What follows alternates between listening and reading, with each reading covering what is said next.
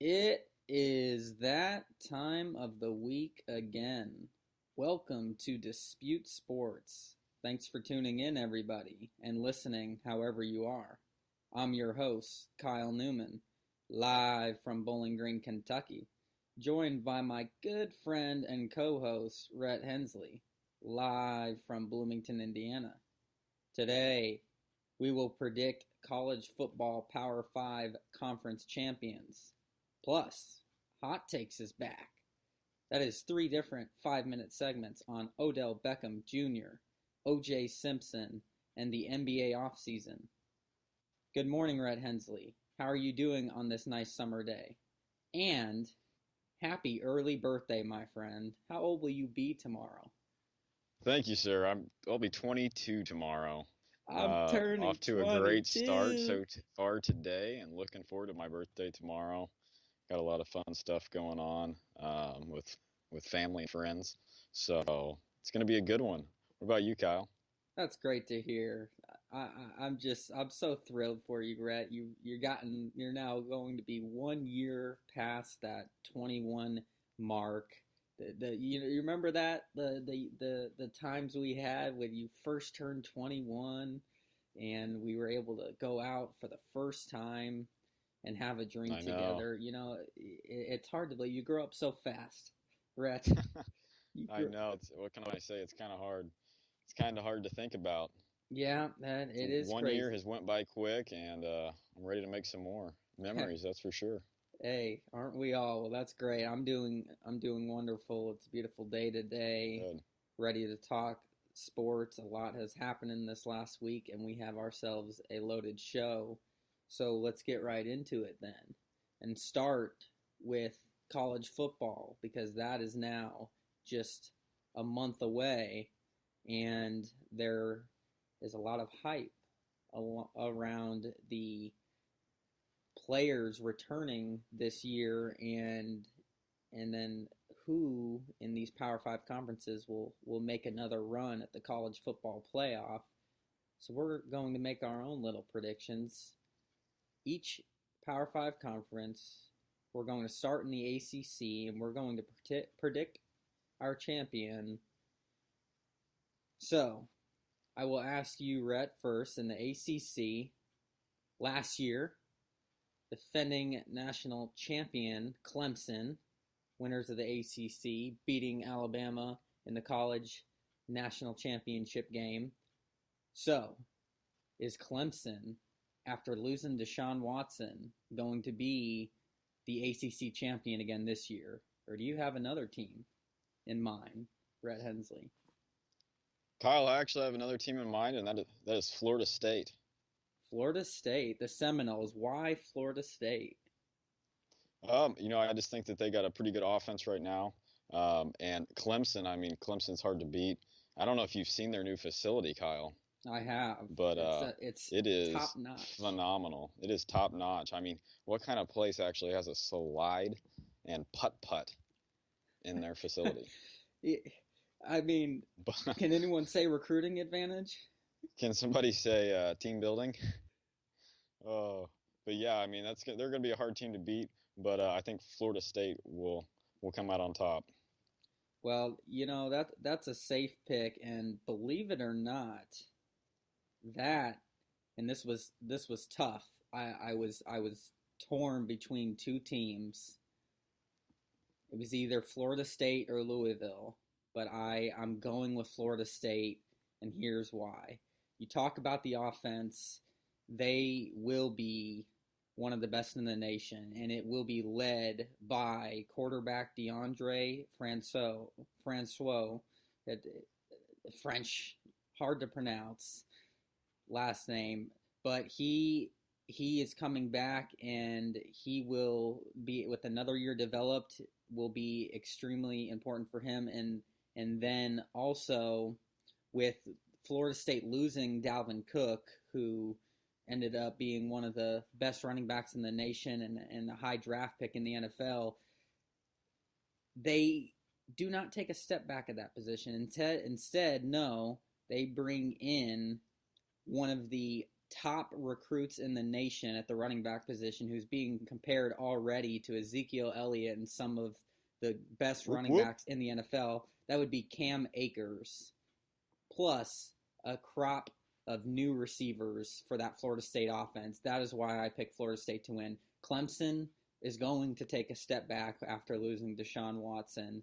Louisville is my next best chance to win this conference, with returning Heisman Trophy winner at the helm for the Cardinals, Lamar Jackson.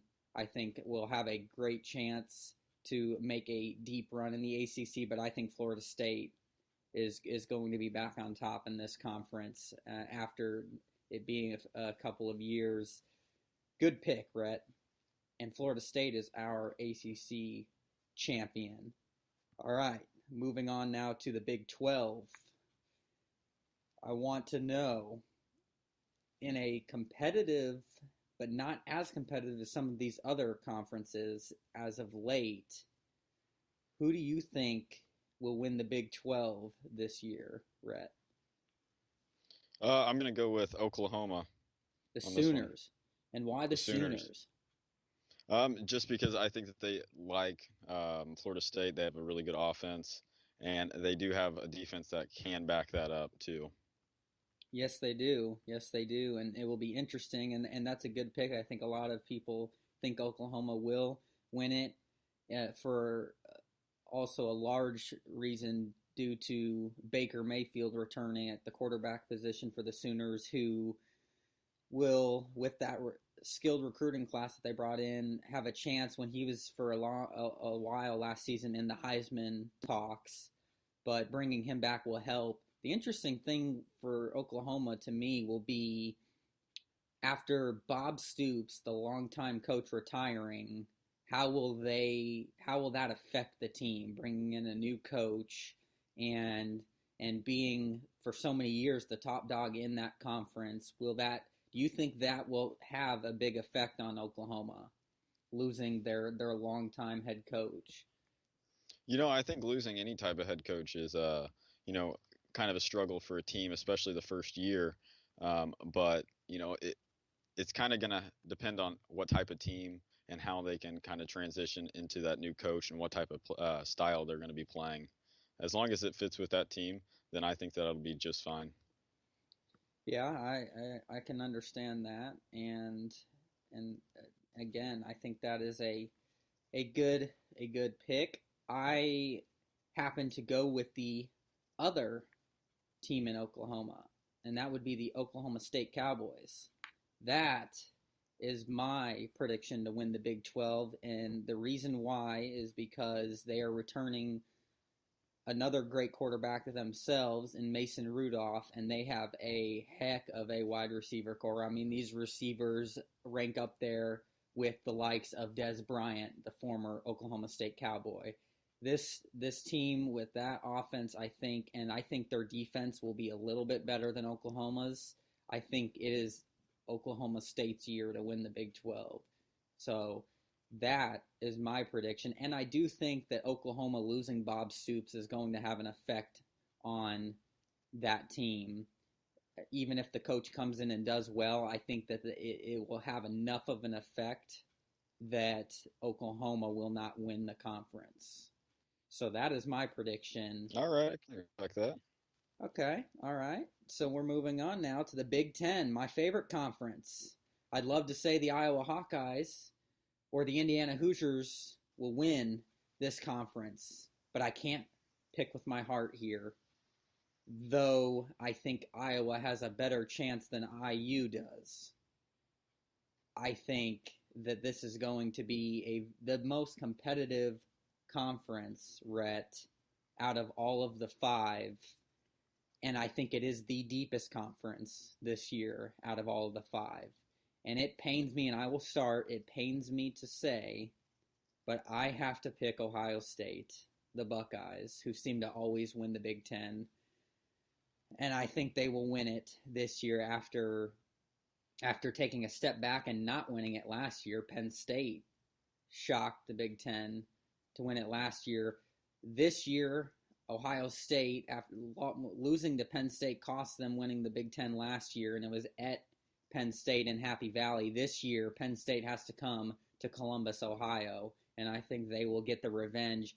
But the thing about this conference, Rhett, it's so deep with all these teams. I think Michigan is going to be right up there. I think Wisconsin is going to be right up there because they are every year. You know, Jim Harbaugh at Michigan has really turned that program around, and they're back to Michigan football. And I think that he will have them back there too. I think Penn State will be right up there too. That's the thing. Michigan State, always good. It's so deep from almost top to bottom. I mean, the first half of the conference for sure, it's like everyone stands a chance.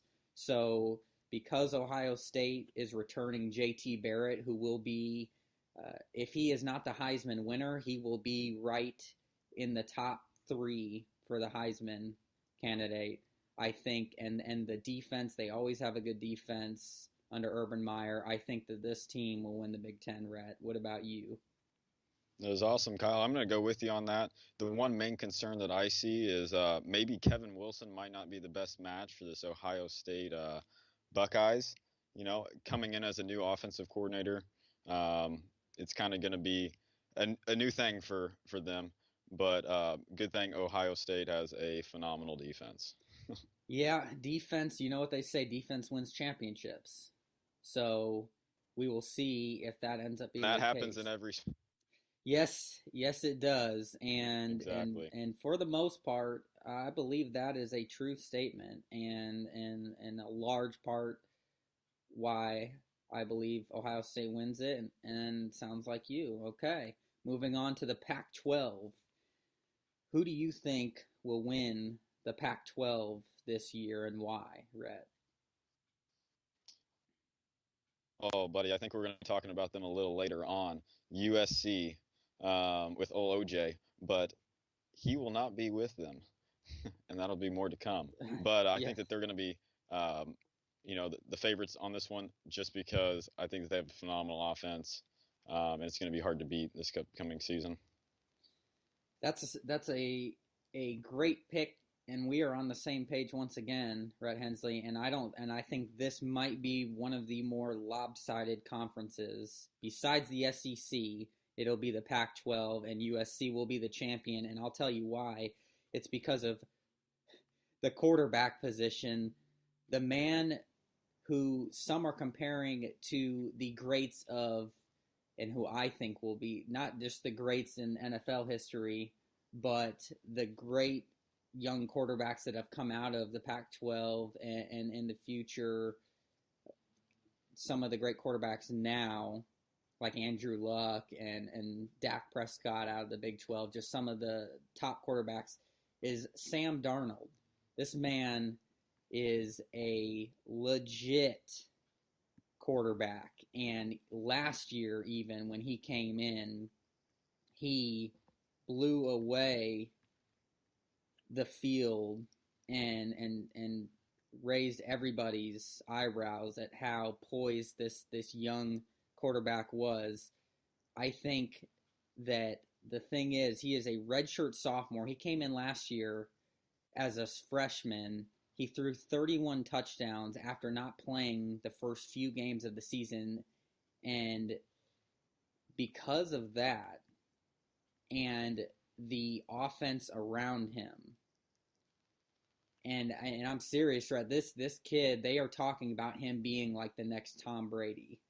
And quarterbacks that have come out of USC have had some success, Matt Leinart, and I think that this kid is the real deal, and I think that that's why USC will win this for sure. So Kyle, I have a question. Since you think Sam Darnold is that good? Sam Darnold?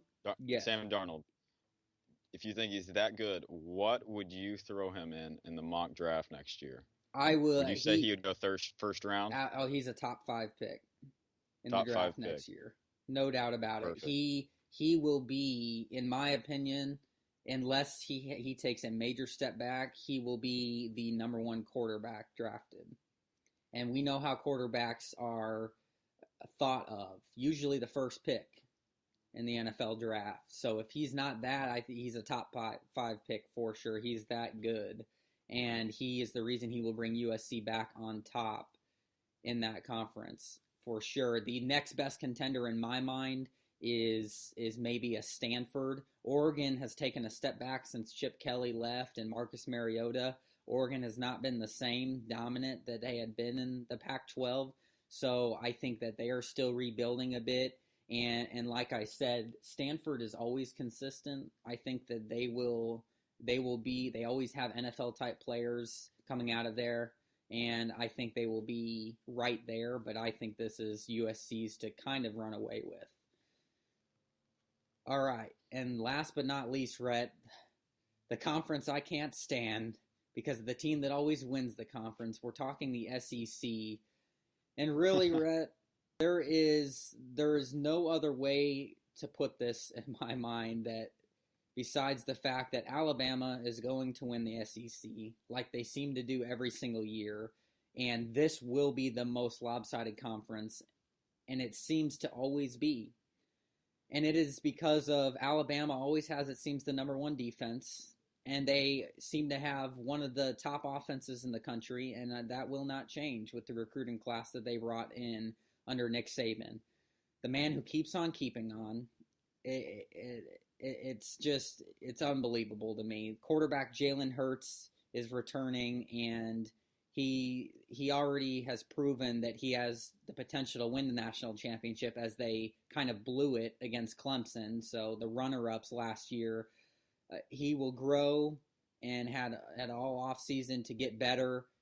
Rhett, there's no competition. This team, there's not even, if there's anybody who stands a chance to be close, it would be maybe an LSU or a Georgia, Florida. Those are the ones that usually are in second, but it's never close, and it's not going to be again this year. Alabama is going to run away with it, and quite honestly, will probably be right back in the national championship. Kyle, like you said, I was taking Alabama. I liked your pick. The only team that I was even, seeing was LSU that I thought would even come close, but I think Alabama will handle it.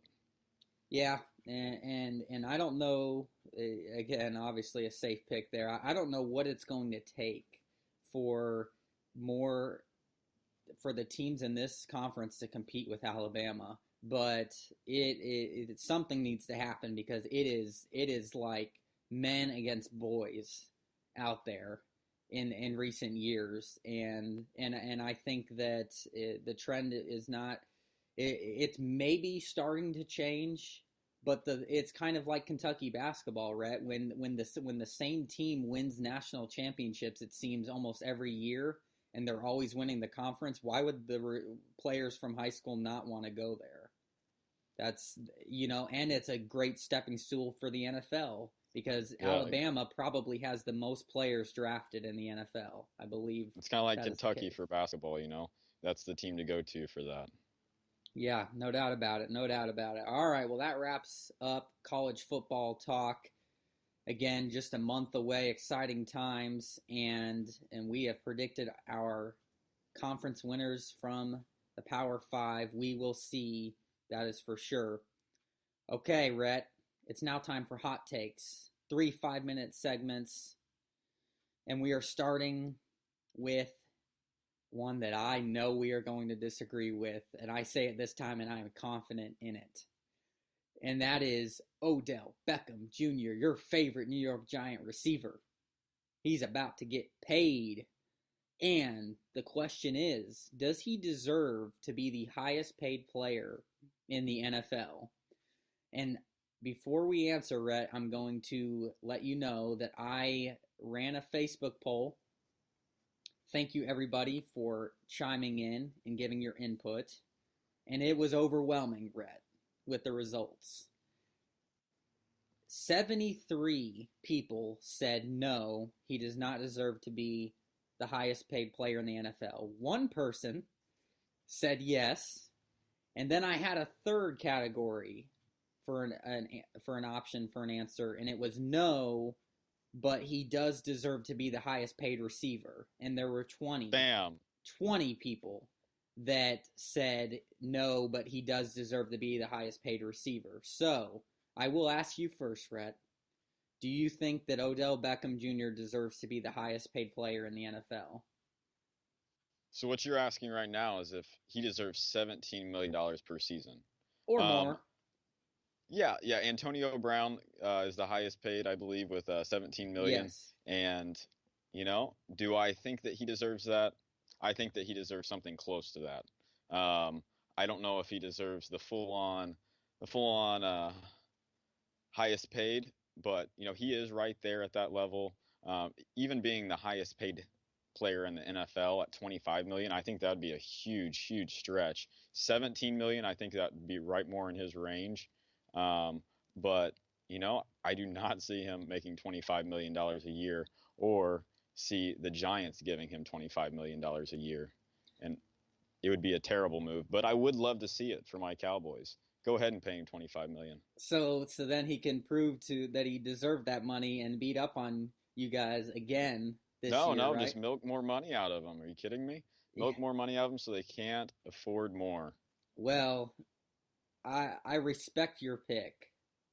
Yeah, your prediction, right? Your input, okay?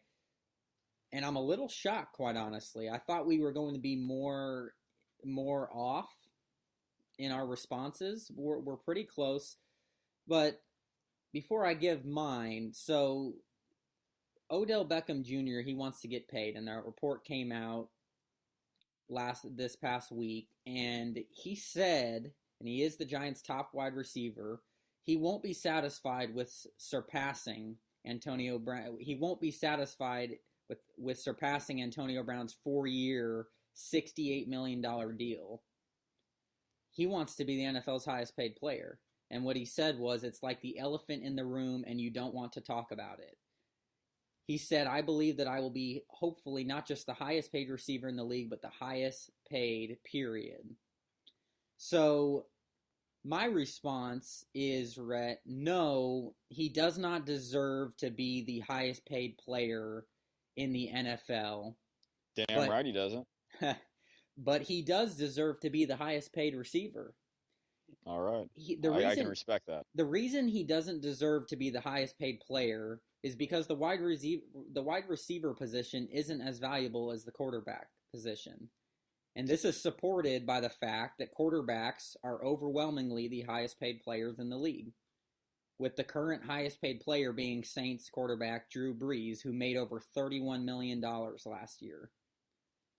So when you compare that to Odell Beckham, look at the difference in money right there. The highest paid receiver right now, Antonio Brown, at $17 million, and the highest paid quarterback at $31 million. Okay, so that shows that the league values the quarterback position more, and I believe they should, and I don't see that trend changing anytime soon, Rhett. So to think that Odell Beckham would receive, $15 million more than Antonio Brown just to be the highest paid player in the NFL is not realistic. That will not happen. Exactly. I can understand that fully. And he's still left and 2 years left in his rookie deal. That will pay him $8.4 million in 2018. He is getting kind of screwed on that right now, but you got to understand he is still in his rookie deal. And that's how it goes for players. Now, I will say this. That's how the cookie crumbles. So I gave the reason why he doesn't deserve to be the highest paid player, period, in the NFL, but he does deserve to be the highest paid receiver, and this is because he is a 3-time Pro Bowler that has had at least 90 catches, 1,300 yards, and 10 touchdowns in each of his first 3 years in the league. He was a top 3 receiver last year on a team that ranked 25th in the league in total offense. He is, in my mind, a top 3 receiver in the league, and he deserves top wide receiver money. He's younger than Julio Jones. He's younger than Antonio Brown. He deserves to be the highest paid receiver. He will continue to produce like he does, especially you have the veteran Eli Manning at that quarterback position who loves to throw him the ball, and now you add Brandon Marshall on the other side. Woo-hoo! Absolutely, Gosh. Rhett Hensley. So Yeah, we we will aren't see, far and off I there. think that he is definitely one of the best wide receivers in the game. But 17 million, that's a lot, and so is what Drew Brees is making. What did you say, 31 million? $31 million. Isn't that And hard to believe for Drew like you Brees? said, you know, well, I mean, Drew Brees is the man. He I is mean, the if he had a man, better and I team, I love Drew but Brees, but he is getting up there in his age, and to make the most money in the NFL. Now they did have he's still producing. They still have the number one offense in the league last year, so it's pretty incredible. But that's a lot of money for a quarterback of his age. A lot of money. But I'll tell you one thing: we will see that deal probably be broken for sure, and from uh, players like the young quarterbacks, Andrew Luck and Dak Prescott, these young guns, where the money's going, I see it even going past that. But nonetheless, that's Odell Beckham talk. And now the next hot take is OJ Simpson, Rhett. Something that has been in the news the last couple of weeks that we just must talk about.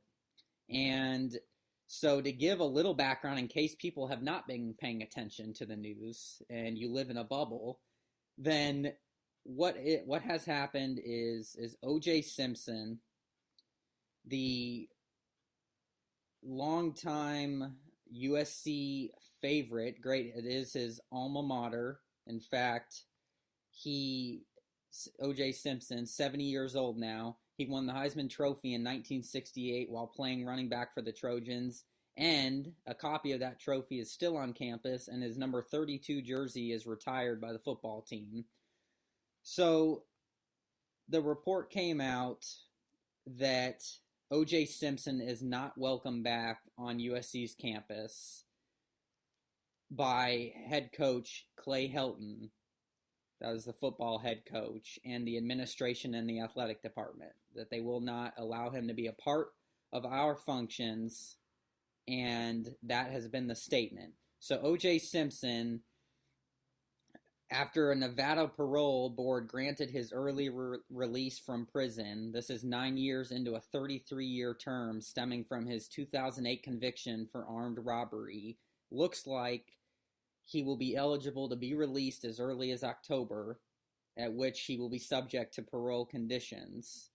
And so, to be made clear, though, so everyone knows, this is not related and this is not associated to the big headline news where the whole O.J. Simpson and dislike talked from the 1995 murders of Nicole Brown Simpson, his ex-wife, and Ronald Goldman.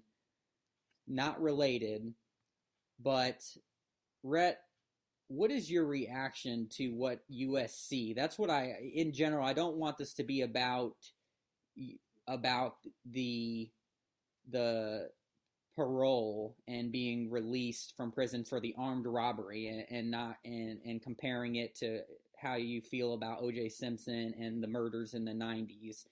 This is about what USC has decided in not allowing him to even step foot on the campus. What do you make of that? Do you agree with them in that? I agree to it in some sense. From my understanding, what it was Coach Helton didn't want O.J. Simpson to be allowed at the practices. Um, but is that what it is, that they do not even want him on the campus? Basically, I mean, that's what they're implying. They said not a part of our functions and games, being able to come to games and practices, but that was from the football standpoint because he was a football guy. But I think the Yeah. consensus from the administration, the athletic department, the university, they don't want him associated with that school anymore, and they don't want to see him. I believe that is what they are implying. So Well, that that can be understandable because, he did have, I think it was right around 10 charges for robbing that hotel room. So, I mean, they don't want to get with that type of, what is it, stigma of O.J. Simpson hanging around and, kind of, tainting their football. What's the word that I'm looking for, Kyle? Uh, reputation. Yeah, the reputation. Good gosh. But I kind of see it from that standpoint, but it's also, you know, even being allowed on the campus, that's kind of an issue. I think that he should be allowed on the campus, but attending practices and stuff like that, that's the coach's decision. If he doesn't want him out there on the field, then by God, he's not going to be out there. Yeah, and this is tough for me, Rhett. I struggle between being okay with this, and to an extent I am, quite honestly. And I'm just going to react like I think every or the majority of people have to this release of OJ Simpson coming and the parole.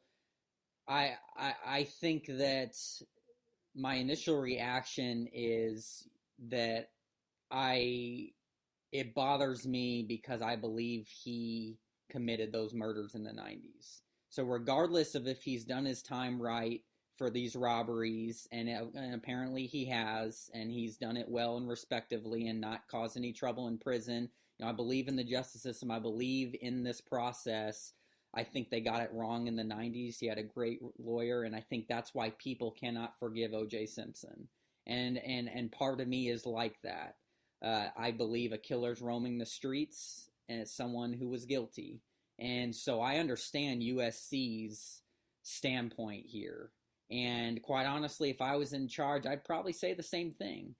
The other part of me, though, says there is the bottom line is if you go by the justice system went in the order that it was that it has set in this country, based on the process of it, and based on the process, he was released from this armed robbery 9 years ago, and that is the current status. And you feel you talk about the amendments, the rights that we have as U.S. citizens to ban somebody from stepping place from on somewhere is kind of hard to do. It's kind of like you have the right to say whatever you want, but there could be consequences, and that's my feelings with it. Is I'm okay with what they said, but at the same time, if he feels like he wants to go there and bring up all of that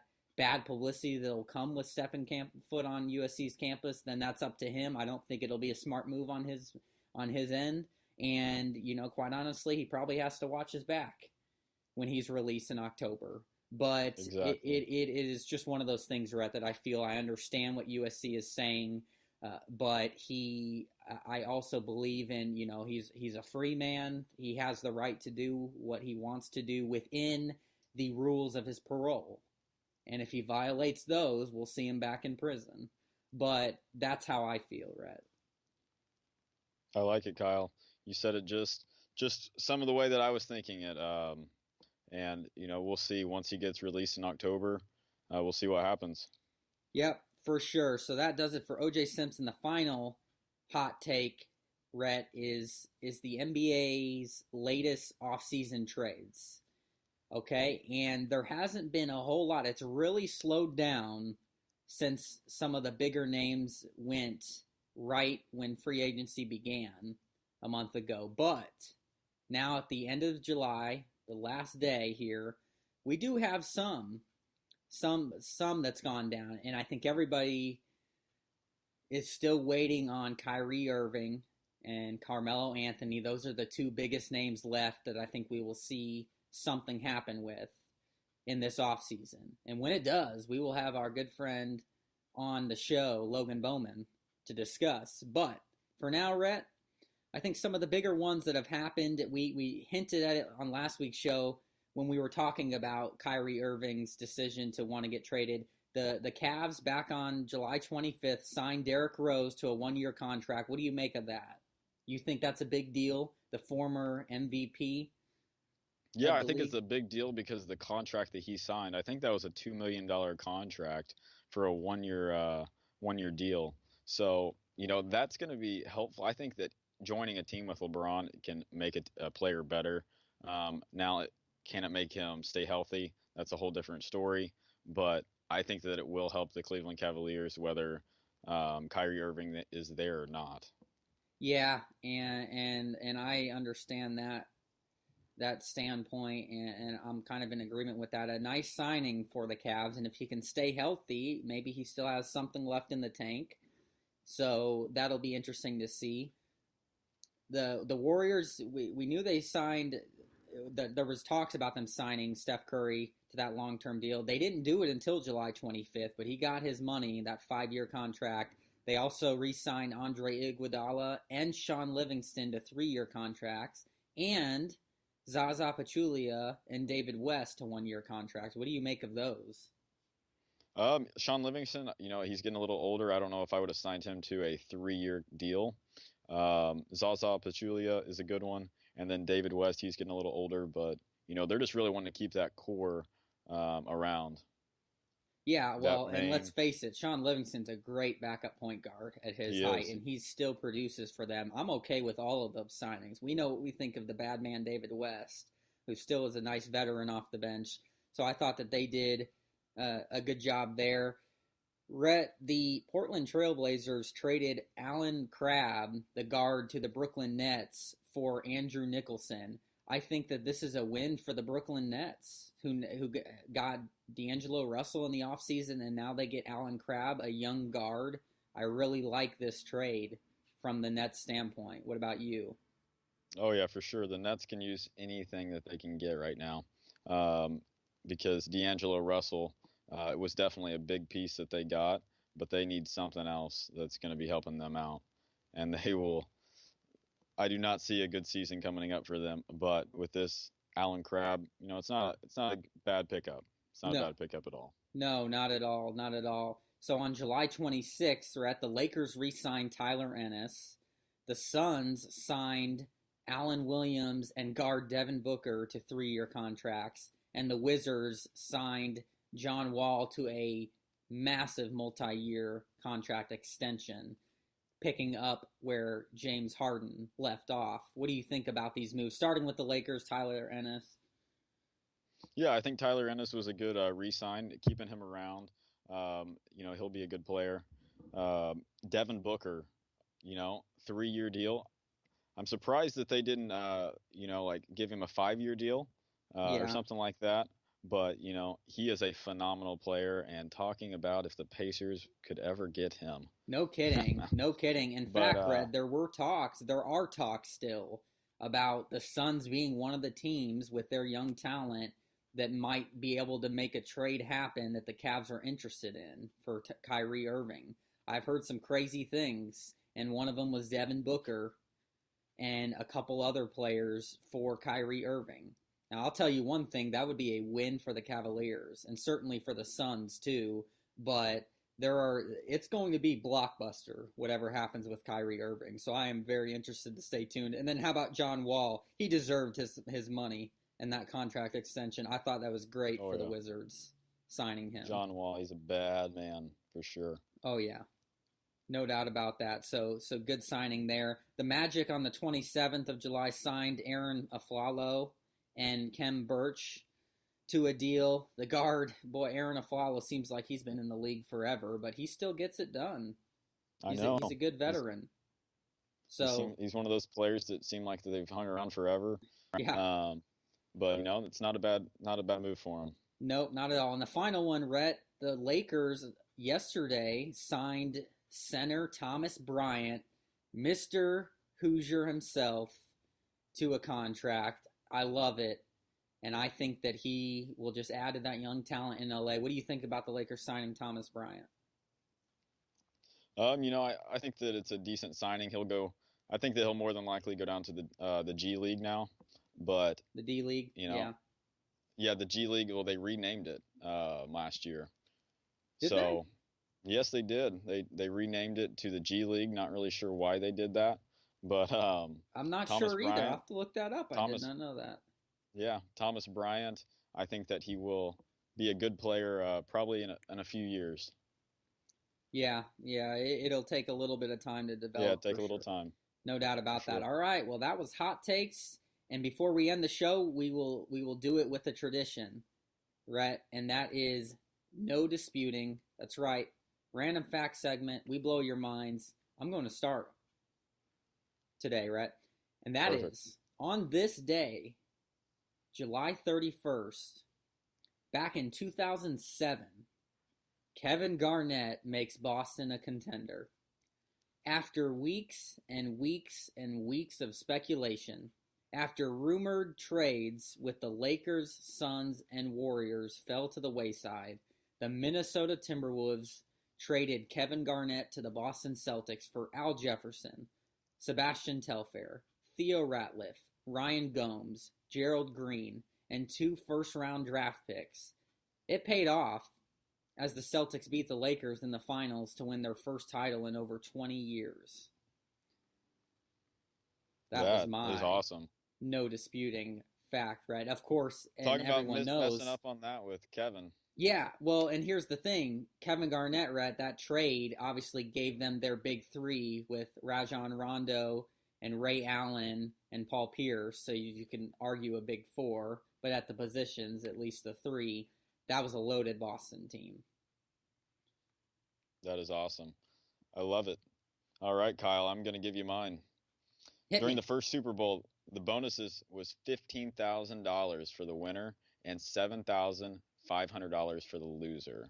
This was during the first Super Bowl, and now players on the winning team will receive bonuses of $107,000, and the losing team will receive $53,000. Ooh, getting that money, boy! I tell you, it sure does pay off. It sure does change over the years to win the Super Bowl. Yes, it does. That's incredible, isn't it? That just goes to show how money has changed over time. 60s to the 2010s now. That is unbelievable. Nice, no disputing fact right there. Thank you. And you too, Kyle. Hey, I love it. Try my best. That was no disputing, and that does it for today's show. Thanks for listening, everybody. Don't forget, you can now subscribe to our podcast on iTunes and have every episode available to you as soon as they are posted each week, right on your smartphone or tablet. You can also catch all of our podcasts on our website, disputesports.com. Follow us on Twitter @DisputeSports1, @Kyle M. Neumann, @Rhett Hensley, and like and follow our Facebook page @DisputeSports. And also, Rhett Hensley, we will let the listeners know exciting news. We have also made it to Stitcher, to TuneIn Radio, and we have made it to Google Play Music. Dispute Sports now is on a few different more platforms. We will get more information out to you. Stay tuned. You can check it on our website, disputesports.com, and we'll have information up on the Facebook page and on Twitter. So stay tuned for that. But exciting times. Dispute Sports is moving in the right direction, and now Android lovers, which is not you, Rhett, can enjoy us outside of iTunes. That is awesome. You know, Android lovers should be allowed to hear us also, Kyle. Yes, they should. Yes, they should. Even though you don't like Android, Rhett, you just hold back, okay? We love Apple, we do, but it's good to have another set of audience for sure. Yeah. Well, healthy competition out there. Yeah, absolutely. There's no doubt about that. Okay, so until next week, remember, Dispute Sports, anything sports, anytime, anywhere. Have a great day. Have a great one.